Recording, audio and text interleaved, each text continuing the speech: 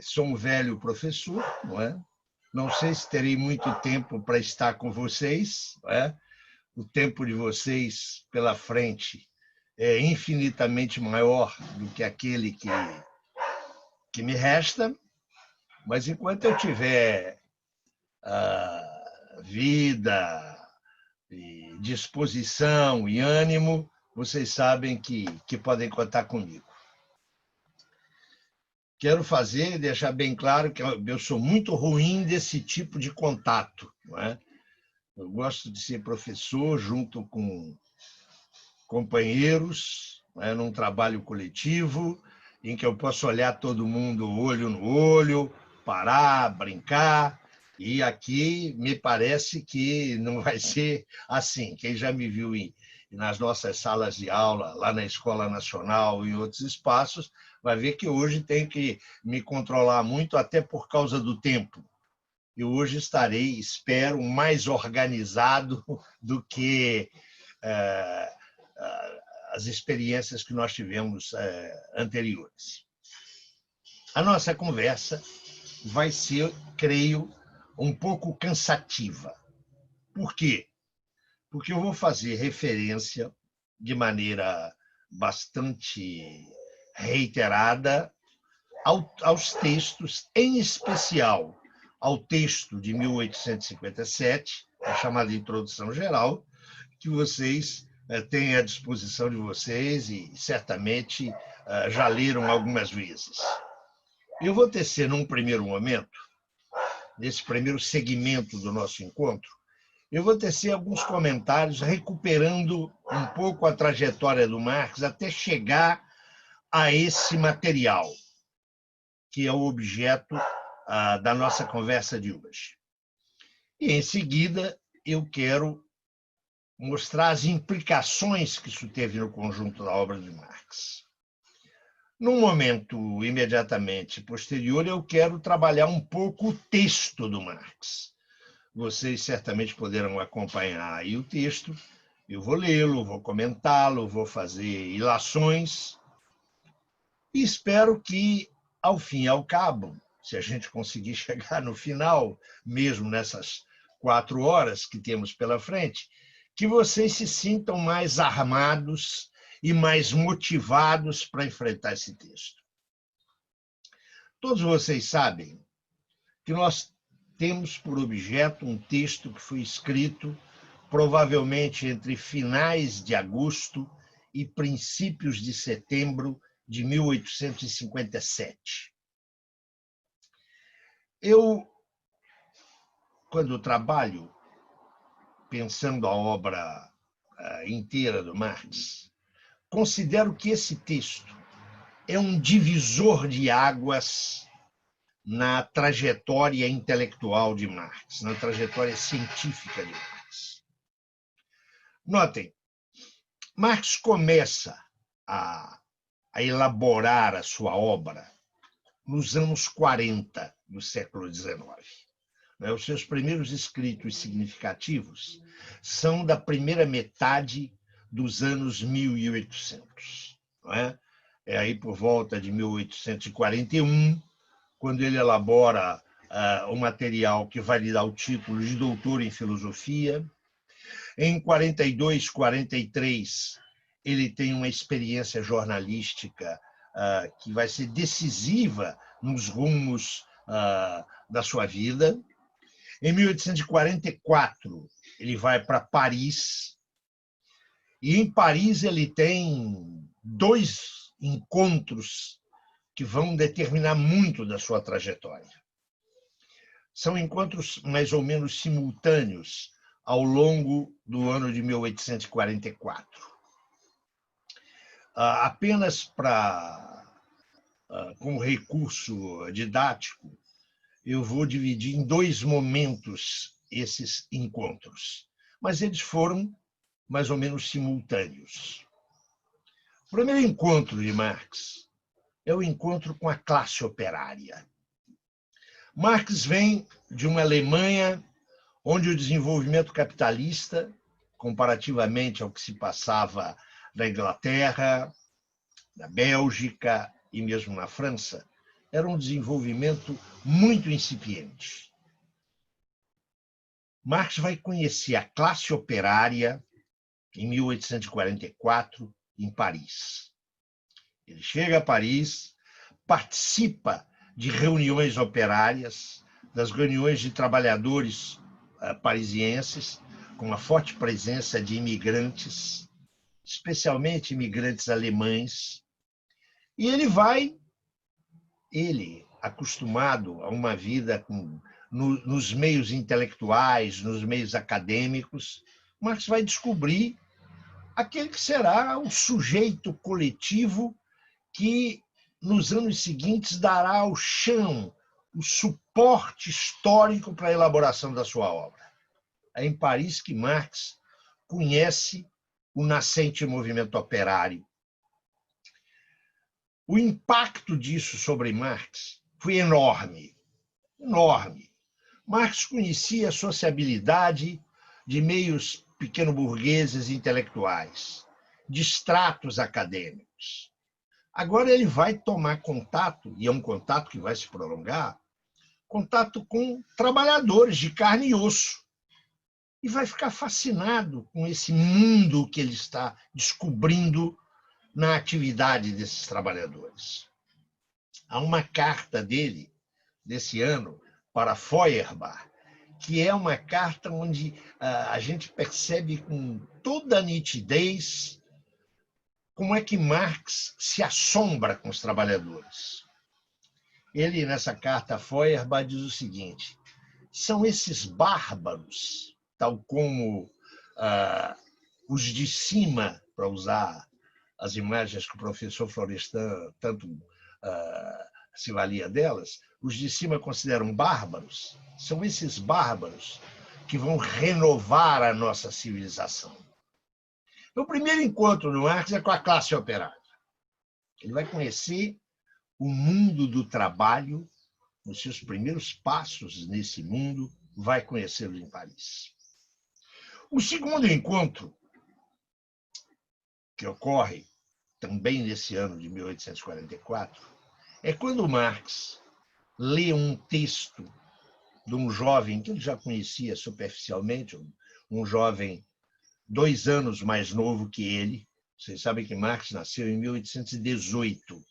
Esse jovem nasceu em 1820 e que vinha de camada social bastante diferenciada da de Marx. Marx era filho de um advogado que tinha uma situação, digamos, acomodada na vida. Hoje nós diríamos que é a expressão de uma pequena burguesia urbana, enquanto que o outro vinha de uma família de industriais, de empresários. Trata-se de Engels, como vocês sabem.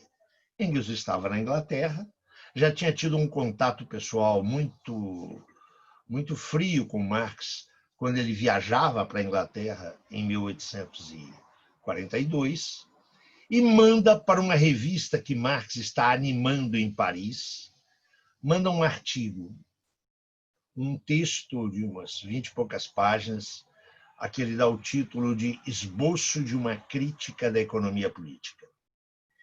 Esse texto vai subverter a cabeça de Marx. Marx vai descobrir a economia política, ciência típica do mundo burguês. Marx vai descobri-la pelas mãos de Engels.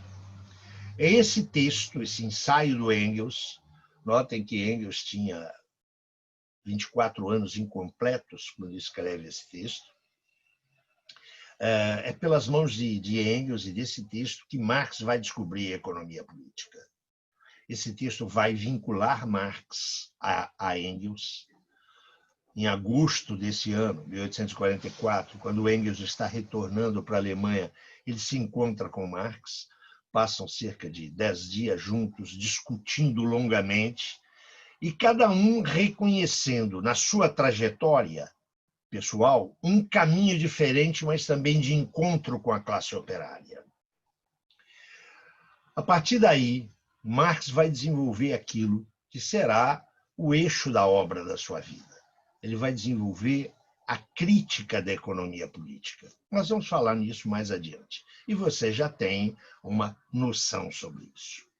Marx fica em Paris até 1845, é expulso da França por pressões do governo prussiano, vai viver em Bruxelas, continua o seu contato com a classe operária, cada vez de maneira mais organizada, continua a sua colaboração intelectual com Engels, e entre 45 e 47, estando em Bruxelas, Marx vai estabelecer uma relação orgânica com a classe operária.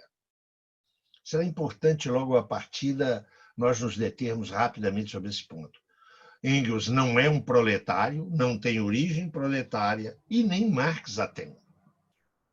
Mas é nesse período que eles vão estabelecer uma relação com os trabalhadores mediada por uma organização política, que era a chamada Liga dos Justos, na qual eles ingressam na medida em que esta liga se dispõe a renovar-se política e teoricamente, e é dessa renovação política e teórica que vai surgir a Liga dos Comunistas, cujo programa e cuja visão do processo revolucionário são radicalmente inovadores no panorama do movimento operário e que são apresentados no Manifesto do Partido Comunista, que resulta do trabalho pessoal de Marx e de Engels, mas que, na verdade, expressa, não é, os anseios coletivos dos trabalhadores reunidos na, então, Liga dos Justos, que passa a se chamar Liga dos Comunistas. Em 1848, explode na Europa Ocidental, aquela que foi a mais europeia das revoluções, que é o movimento revolucionário de 1848-49. Marx e Engels podem retornar à Alemanha, participam ativamente do movimento revolucionário alemão, e o refluxo desse movimento, visível a partir de finais de 1848 e consolidado em 1849, os obriga ao exílio, a ambos o exílio na Inglaterra, onde praticamente viverão o resto dos seus dias. Tentarão reanimar a derrotada Liga dos Comunistas, mas acabam por dissolvê-la em 1852. Os anos 50 são anos extremamente duros do ponto de vista da sobrevivência. A derrota revolucionária, o exílio, fazem com que Marx, nesses anos, durante praticamente toda a década de 60, viva em condições, com a sua família, em condições financeiras extremamente precárias. O lar dos Marx foi também um lar de miséria. Engels deslocou-se para Manchester, de Londres, e reacomodou a sua relação com a sua família burguesa e passou a trabalhar numa empresa que a família tinha associada a uma outra família de origem alemã, mas que operava na Inglaterra, numa empresa têxtil. Engels ficará por lá até 1870. Sua situação financeira vai melhorar e ele vai poder contribuir com um grande número de exilados que viviam em condições muito difíceis na Inglaterra, mas especialmente com a família Marx. Sem o suporte financeiro que Engels vai garantir à família Marx a partir dos meados dos anos 50, finais dos anos 50, e durante todo o resto da existência do Marx, a obra do Marx seria impensável. Mas o apoio de Engels não foi apenas um apoio financeiro. Foi, sobretudo, um suporte intelectual. Fez pesquisa junto com Marx, fez pesquisas para Marx, e eu me atreveria a dizer que a obra máxima do Marx, O Capital, que só vai se vir a público em 1867, num primeiro livro, o livro 1. O Capital, como vocês sabem, se compõe em edições modernas de 3 livros, o livro 1, 2 e 3, e ainda aquele que será chamado de o livro 4, que é a parte histórica, mas todos publicados, exceto o livro 1, publicados póstumamente, depois da morte de Marx, que, como vocês sabem, ocorre em 1883. Engels, que será o editor do livro 2, do livro 3, e deixará encaminhada a publicação do livro 4. O livro 2 é publicado por Engels 2 anos após a morte de Marx, em 1885. O livro 3 vai sair meses antes de Engels morrer. Engels morre em agosto de 1895 e o livro 3 sai em novembro de 94.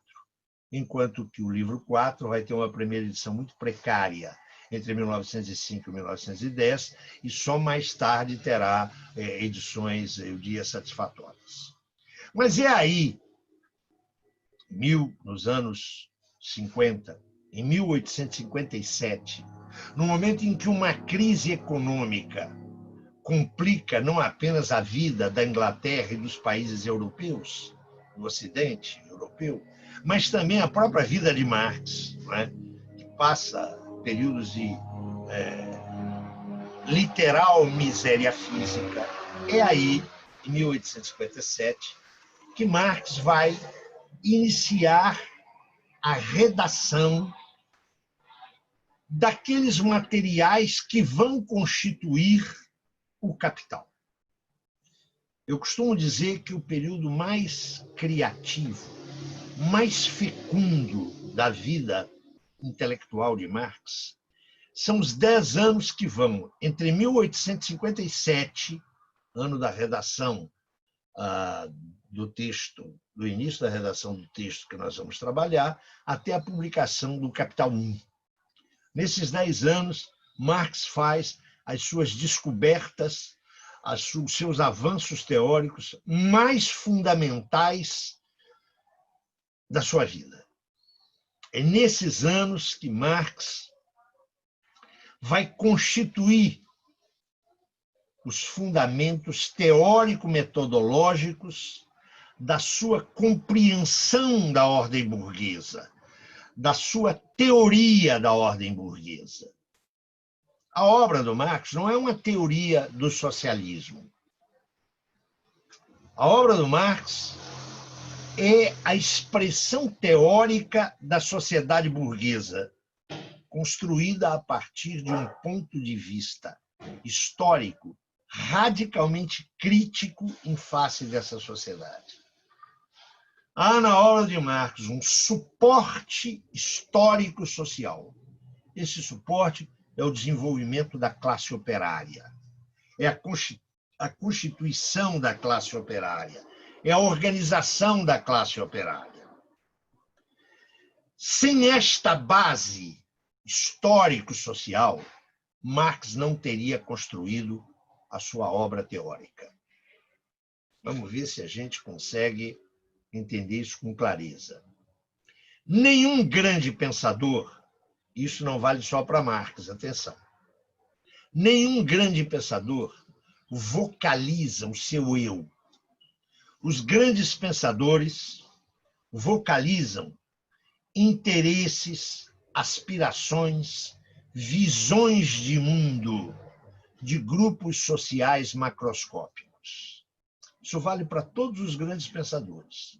Isso vale, por exemplo, para um pensador tão importante como Max Weber.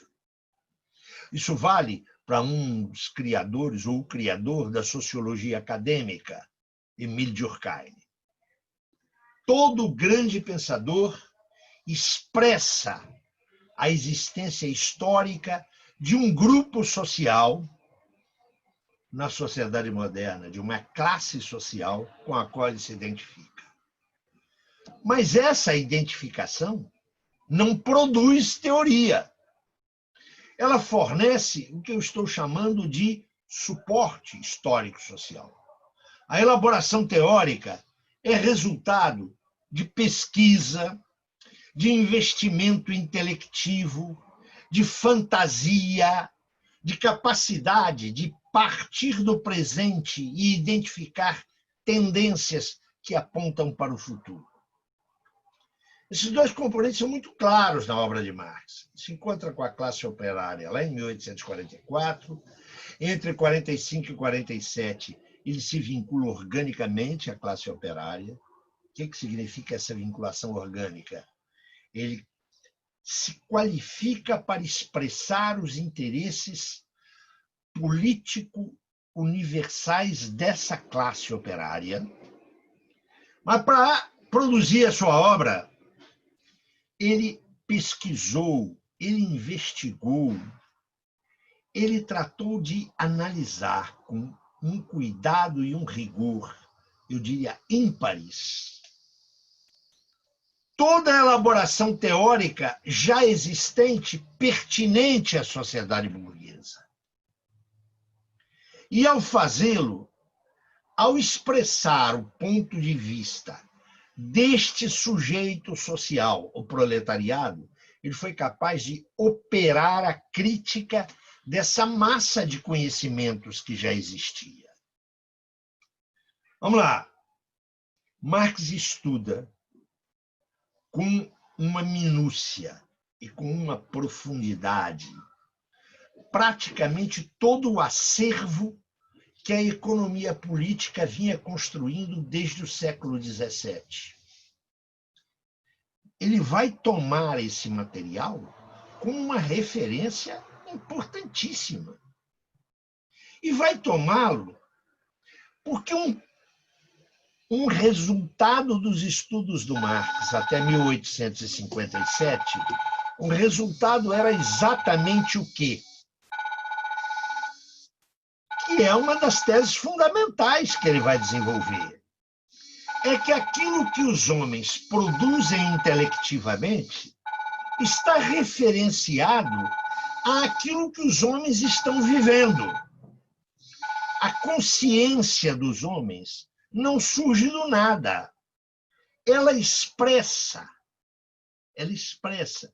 conteúdos, objetos, elementos existentes realmente fora da cabeça dos homens. É nisso que se funda aquilo que vai ser chamado de um materialismo de Marx. As ideias não surgem, não caem do nada como um maná que Deus manda sobre o deserto. As ideias são expressões intelectivas de realidades objetivas. Nada daquilo que se passa na cabeça dos homens não se remete a algo que passa na sua existência real. Por isso, para Marx, a economia política, que ele começou a estudar a partir do estímulo intelectual que lhe foi fornecido pelo ensaio do Engels, a economia política não era um devaneio, não era uma elucubração. A teoria política era a expressão intelectiva, cá na cabeça dos teóricos, do movimento real que estava constituindo a sociedade burguesa. Então, sobre aquele sujeito social, Marx vai erguer uma teoria cujos elementos ele extrai da tradição a que ele teve acesso. A economia política não começa com Marx. O que começa com Marx é a crítica da economia política. Ele faz um estudo minucioso, insisto, rigoroso, dos teóricos que o antecederam e que tinham por objeto o quê? Conhecer a sociedade burguesa. A economia política é, para Marx, uma disciplina, uma ciência que expressa um movimento de emergência da sociedade burguesa. Ele vai lá, ele pesquisa. Não é por acaso que ele perpassa praticamente todos os economistas políticos que o precederam.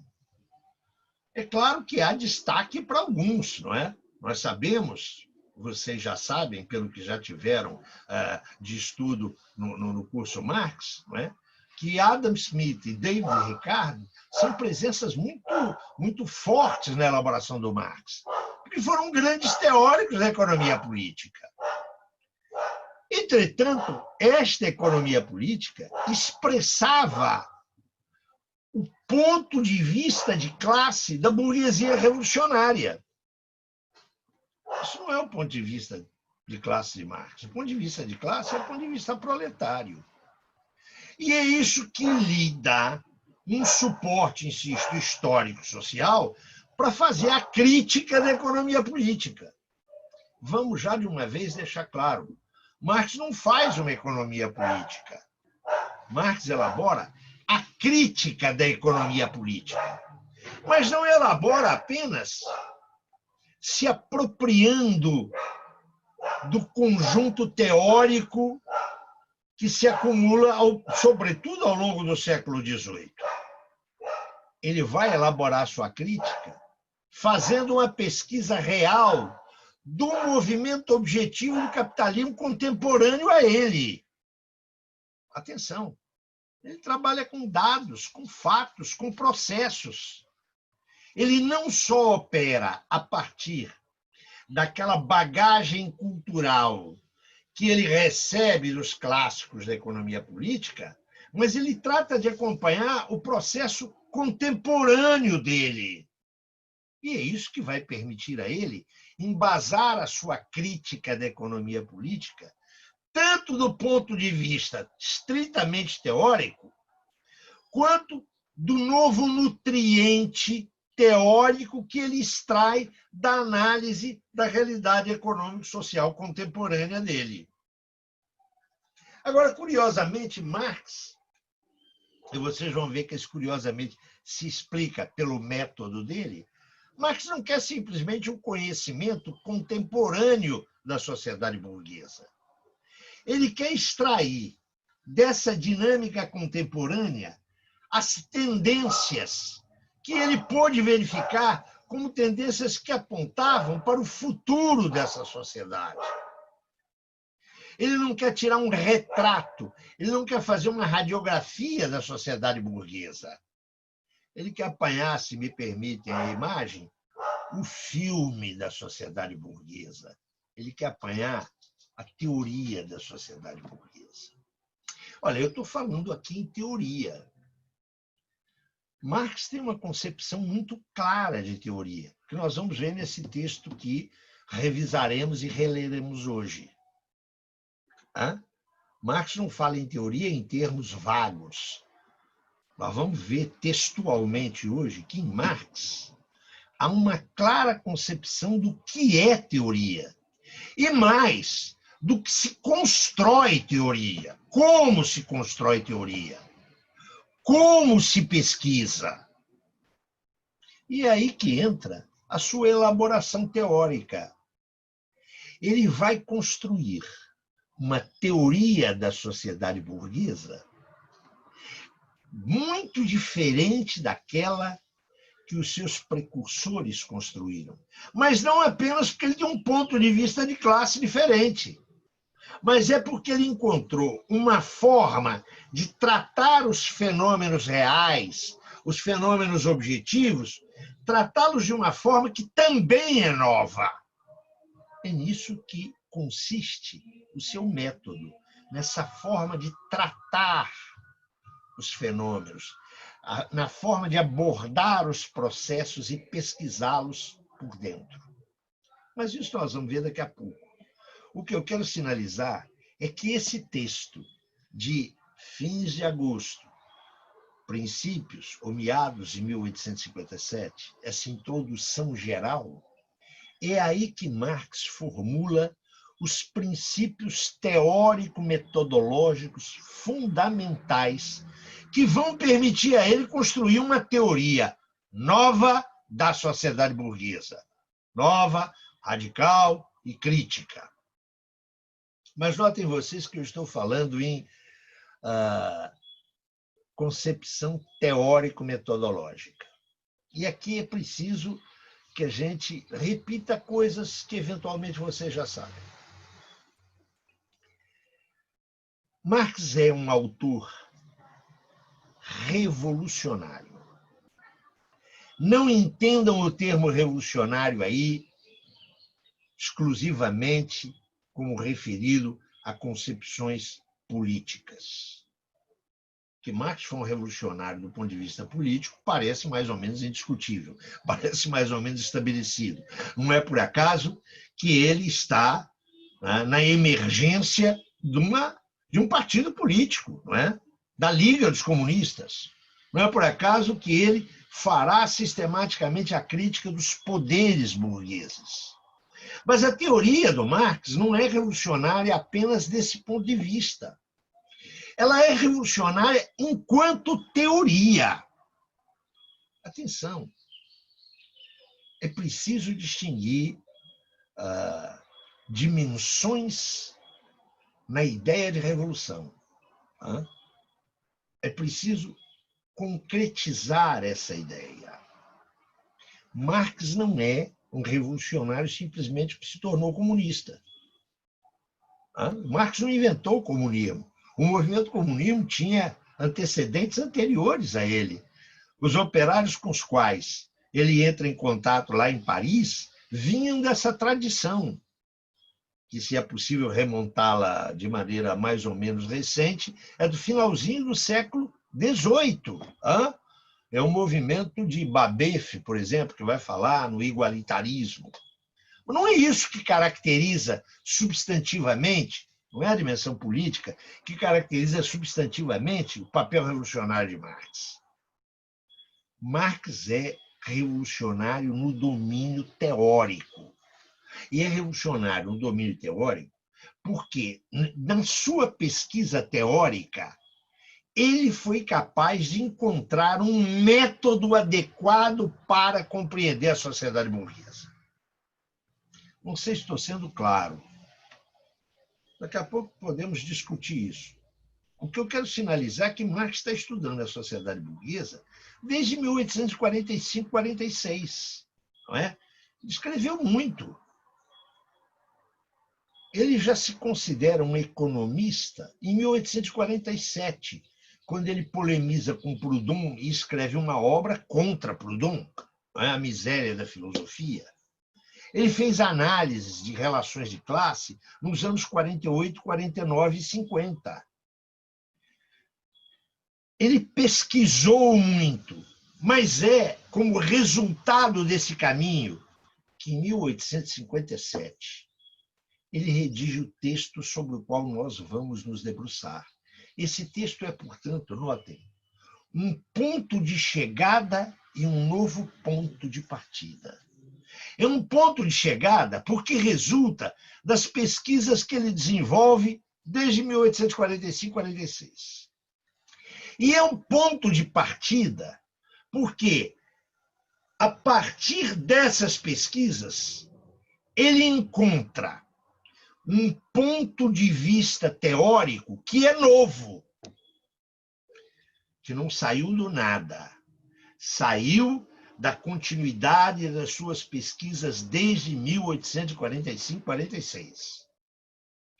Vejam que eu estou colocando aqui um aparente paradoxo, não é? Eu estou dizendo, é um método novo, mas ao mesmo tempo tem esses antecedentes. É isso mesmo. A grandeza de Marx está em que ele não é um simples ponto de ruptura com a economia política.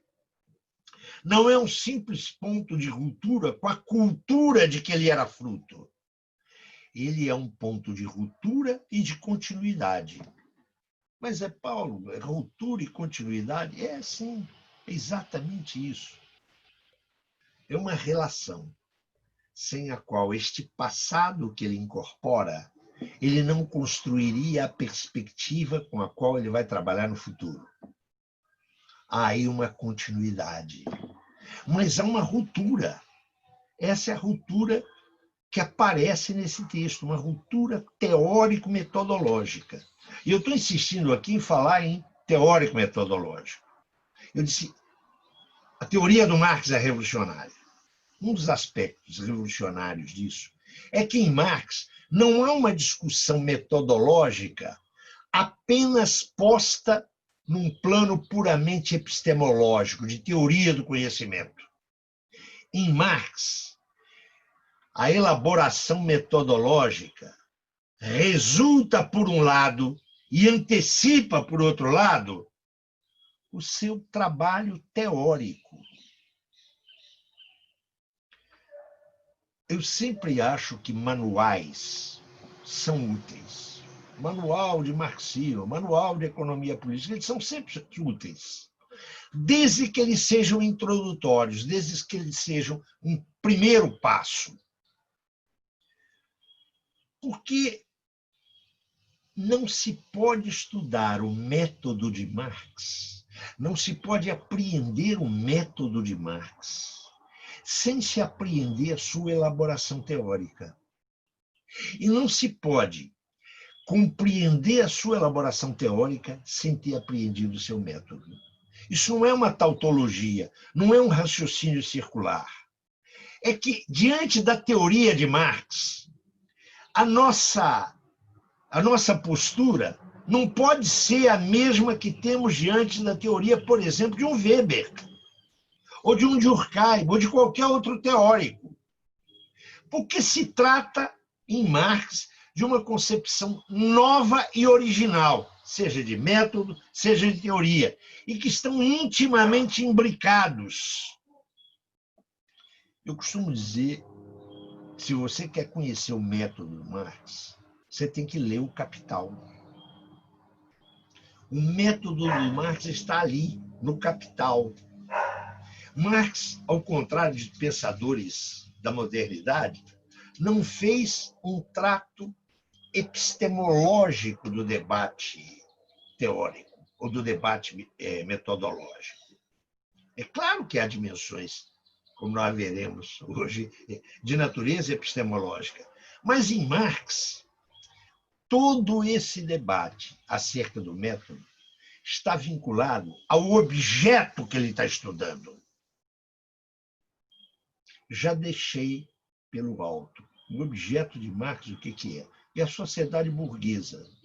Marx quer compreender como a sociedade burguesa surge, quer compreender a sua gênese, quer compreender o seu desenvolvimento, as regularidades, as leis desse desenvolvimento, não tomadas enquanto leis físicas.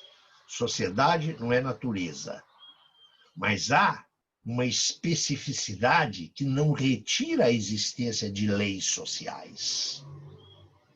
Nós vamos ver isso nesse texto.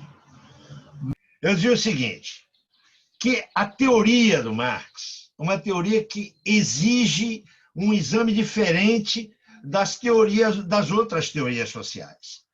Onde é que está o método do Marx? Está lá no Capital, está na obra O Capital. E é por isso que, pela sua originalidade, que Marx não escreveu um tratado metodológico.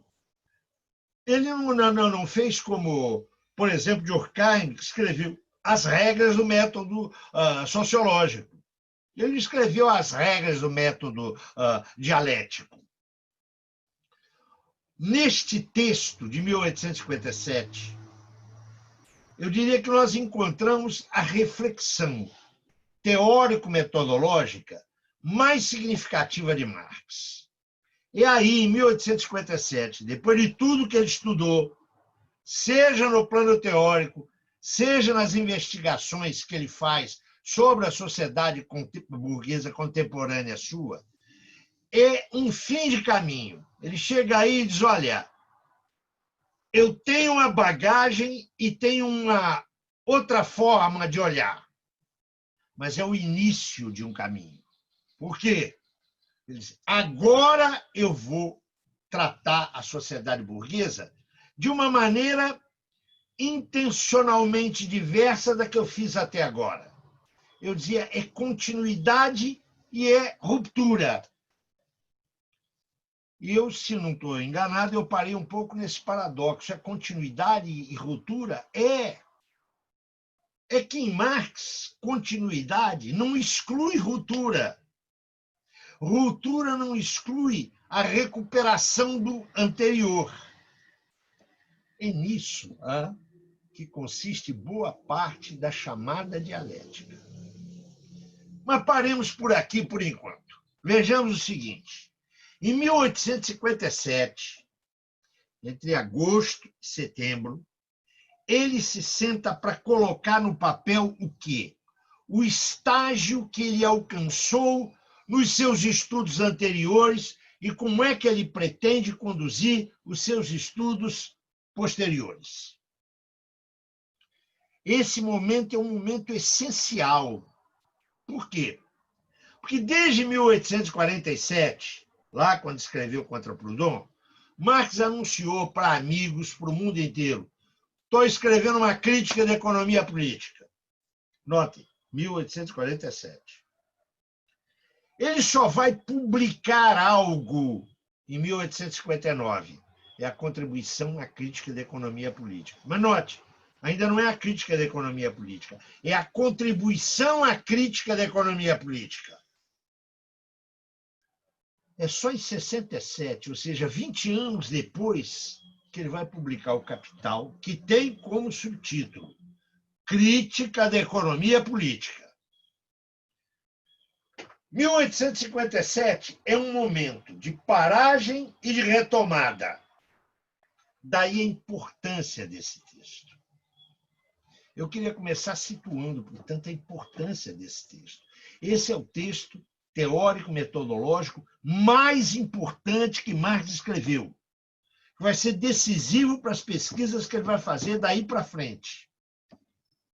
Eu dizia, essa década, esses 10 anos, de 57 a 67, são os anos mais fecundos, mais criativos, mais produtivos de Marx.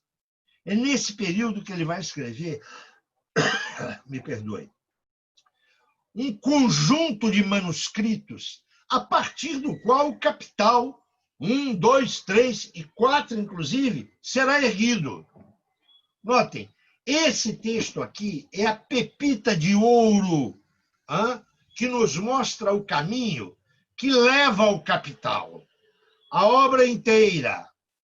Então, esse texto aqui é a chave metodológica para entender a obra do Marx.